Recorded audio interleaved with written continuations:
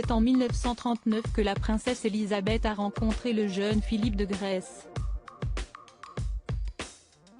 Dans son livre I Love Elizabeth II, le journaliste Bertrand Decker a expliqué que l'ancien duc d'Édimbourg n'a pas hésité à rouler des mécaniques pour séduire la future reine d'Angleterre.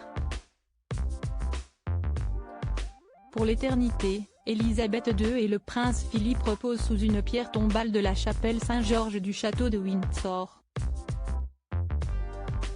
C'est le 9 avril 2021 qu'est mort le duc d'Édimbourg, à l'âge de 99 ans.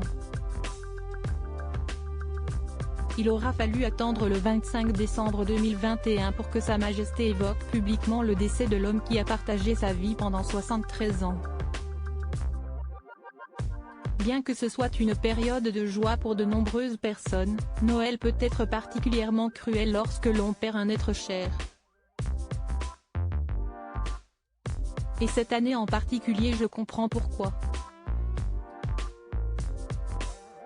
Depuis le décès mon regretté Philippe, j'ai tiré beaucoup de réconfort des marques d'affection que l'on m'a témoignées.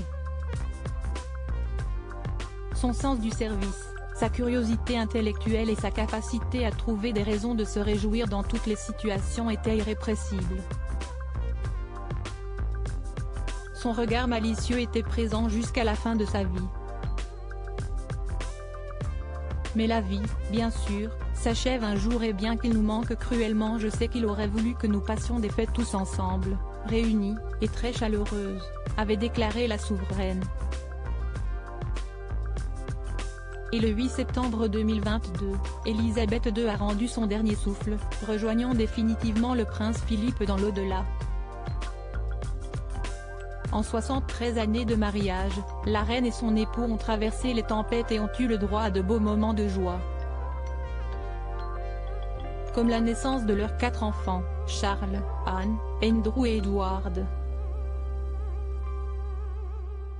Comment Élisabeth II a-t-elle rencontré le prince Philippe? Une histoire d'amour, qui a vu le jour le 22 juillet 1939. À l'époque âgée de 13 ans, la jeune princesse Élisabeth visitait le South Devon, le collège maritime de Dartmouth, avec son père le roi George VI, sa mère la reine Élisabeth, et sa sœur la princesse Margaret. Comme le rapporte le journaliste Bertrand Decker dans son livre I Love Elizabeth II, le directeur de l'établissement avait demandé à 3 de ses élèves de montrer les environs à ses hôtes.